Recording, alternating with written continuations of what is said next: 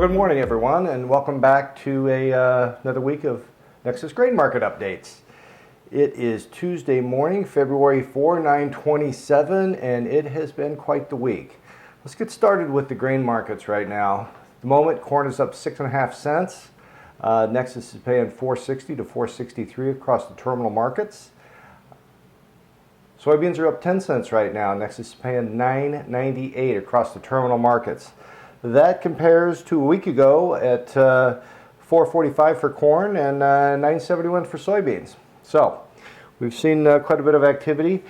I really want to go back to the CFTC report, the Commodity Futures Trading Commission. It needs to keep an eye on and report back to the public the activities of the various elements of our futures markets, those that trade that. And again, I'm going to go back to the managed money. As of Friday's report, managed money was long almost 350,000 contracts of corn. That's up 39,000 on the week. And over the course of a 12-month period, I went back, looked at a year ago, and that position is up 631,000 contracts. That's almost 20% of our corn crop that has flipped among the managed money. So along with that, the flip side of that coin, the producer merchant sector, which is basically you the producer and us the farmer-owned co-op, essentially is holding the short position. Essentially those are hedged stocks right now. The other thing to note with that phenomena of this very, very long position of the managed is that our open interest since this snapshot in time was taken, again, the numbers that I just reported to you are numbers that were reported last Tuesday and reported on Friday, okay, a week ago. But since that time, there's been very little change in open interest. So I really don't look for any big numbers come out this Friday. The open interest is down as of last night. I checked it about 0.6%. So nothing particularly critical. So enough with the position reports.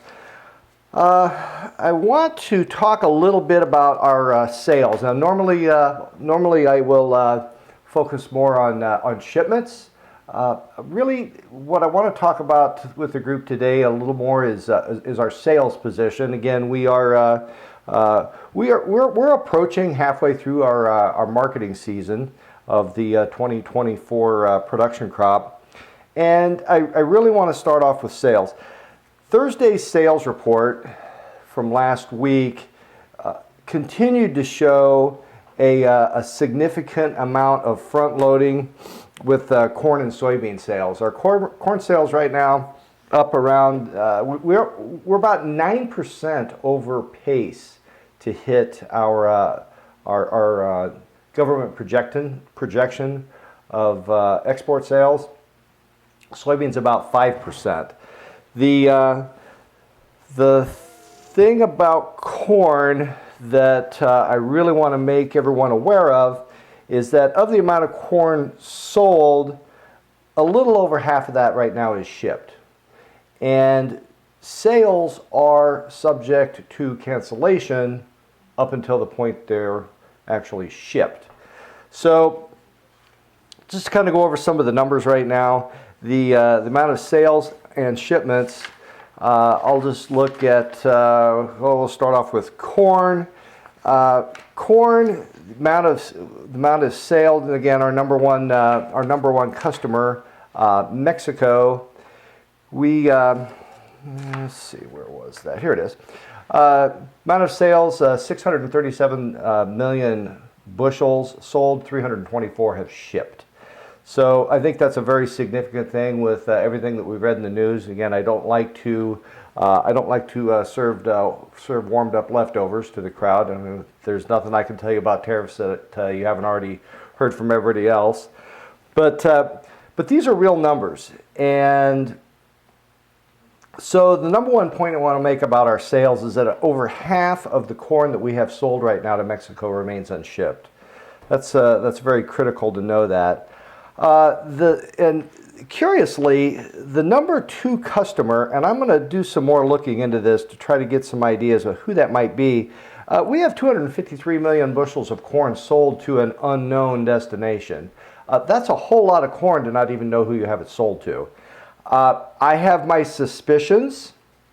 I'll go out on a limb, and I believe that it could, it certainly could be China, and that would be very newsworthy once that's actually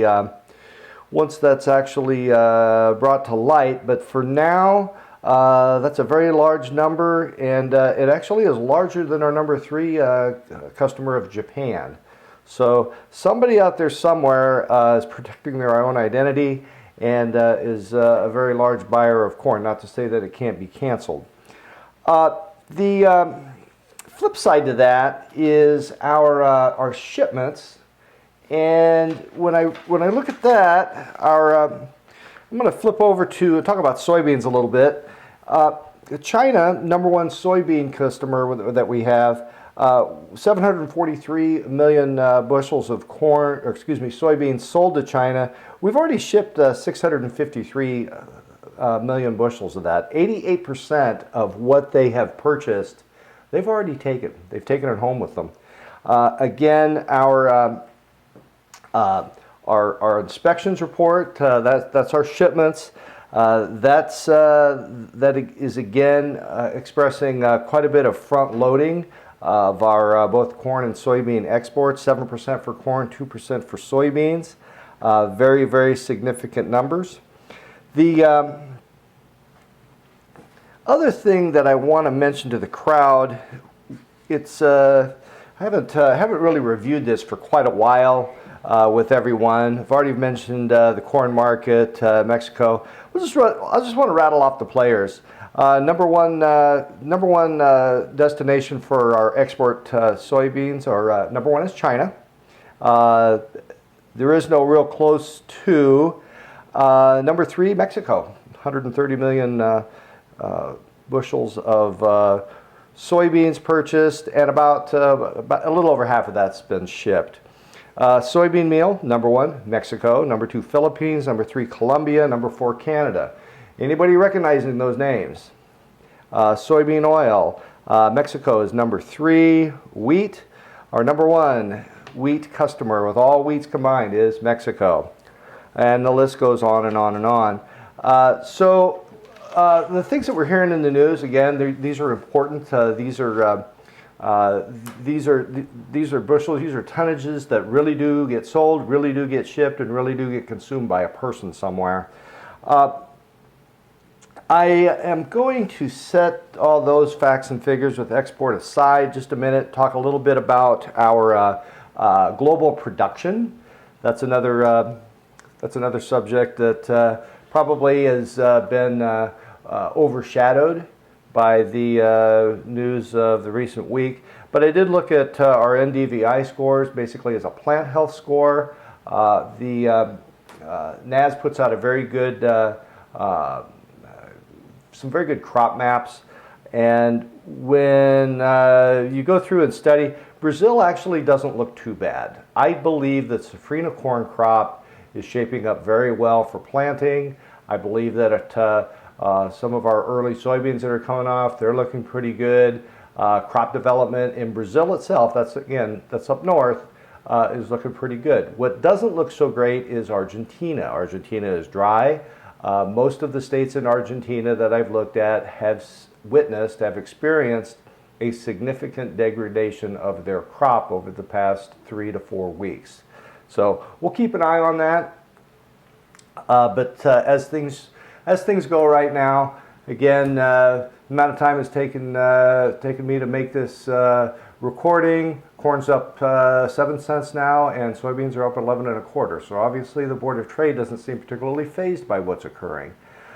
I do want to remind everyone that we are having a series of grain meetings last week of February, and I encourage you to reach out to your favorite Nexus rep. We're going to be talking to you about all the services that Nexus offers: grain, agronomic services, petroleum services, seed, feed, and we want to know who you are. So it'd be great to see you there. And with that, I'm going to sign off and have a good week. Thank you. Goodbye.